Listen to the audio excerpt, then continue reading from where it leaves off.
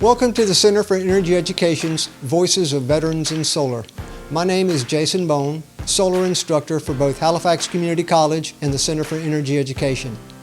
I teach courses ranging from system installation to system design and operations and maintenance. I started my electrical career as an electronics technician in the United States Navy, where I maintained satellite communication systems aboard the USS Clackering out of Charleston, South Carolina.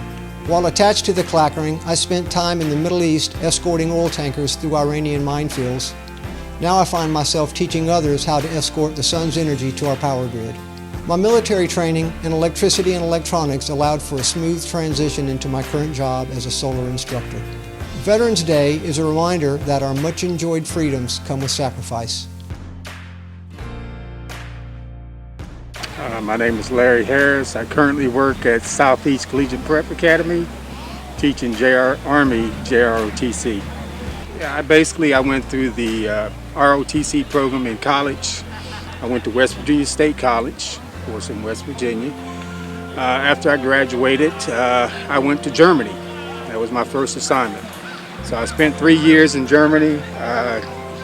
Of course, when I graduated, I got commissioned the same day as a second lieutenant. I went to Germany, spent 3 years. From there, I went to Oklahoma. Spent about 4.5 years out there. Went to Korea, came back. I went to Fort Bragg. I deployed operations Desert Storm, Desert Shield, Desert Storm, basically. Spent several months over there.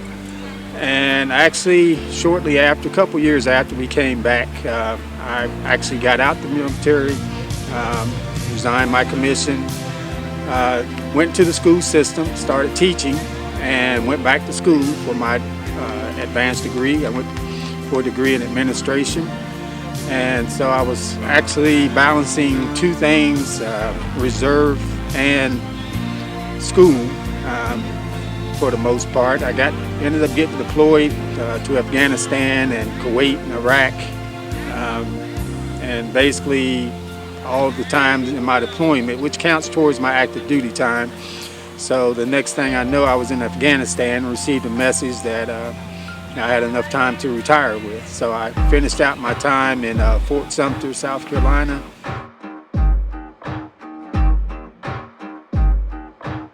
Hello, my name is Tim Harris, and I am currently a Safety Executive Officer for High-Vis Safety Professionals right here in North Carolina. And I'm an honorable discharged veteran of the United States Coast Guard. I was on the Coast Guard cutter Tampa at most of my time, and that is responsible for drug enforcement and search and rescue in a lot of cases. I love the search and rescue because it dealt with saving lives, and it got you one-on-one with pulling people out of the water, and I love that. In the United States Coast Guard, and mainly with all military, we're very safety. Everything dealing with safety. Safety briefings in the morning, safety briefings before you go to bed at night. It is just safety briefings all the time about how we're going to do our job, how we're going to do the mission.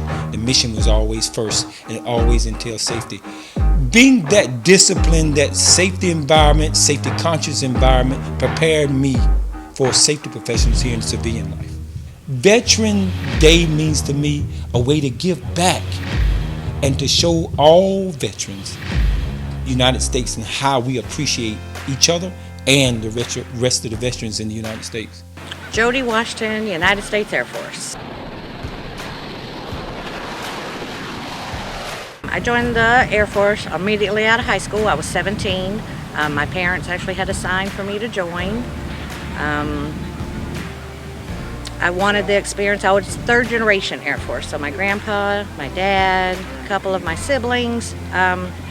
It was everything out of the military, and just being able to serve my country and getting experiences. I Walter Watts, formula of the U.S. Army.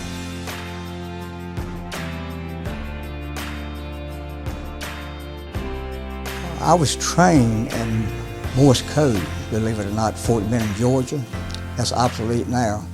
But my job in Korea was communications, very high frequency radios. I was sent, after I got to Korea, sent to Busan in southern part of Korea, 6 weeks to learn the new radio that will be operating in Korea. And we were a relay site.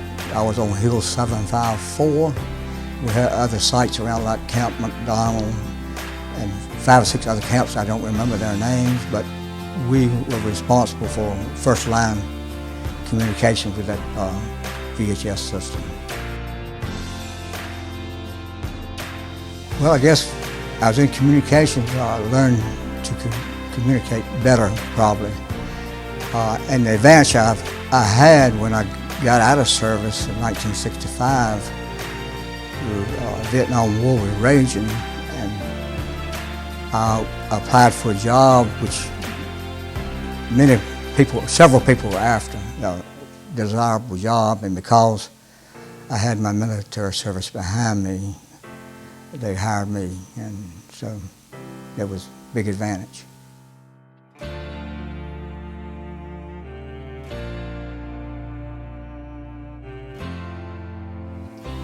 A celebration of all those that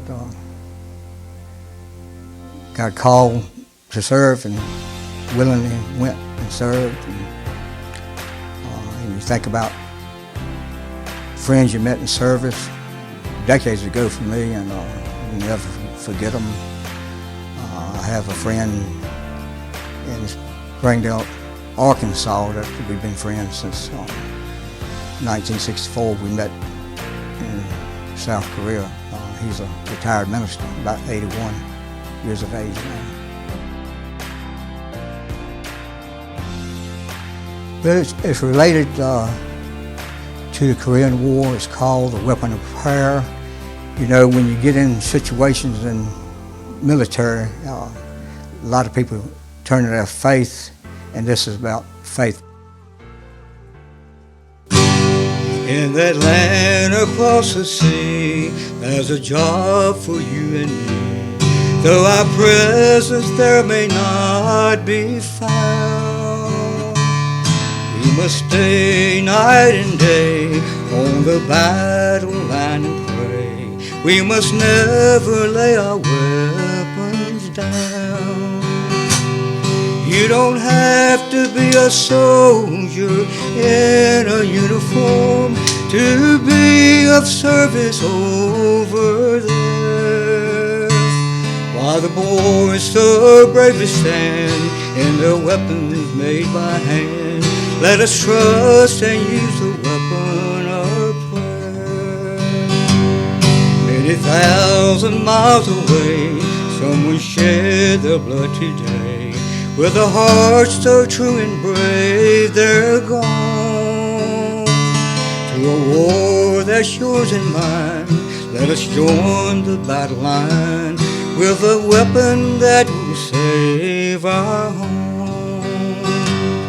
You don't have to be a soldier in a uniform to be of service over there. While the boys so bravely stand with their weapons made by hand, let us trust and use the weapon of prayer.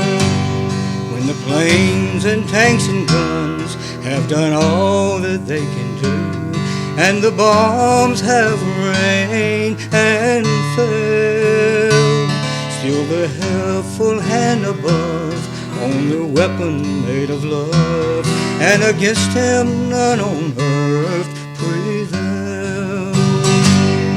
You don't have to be a soldier in a uniform to be of service over there, where the boys so bravely stand with their weapons made by hand.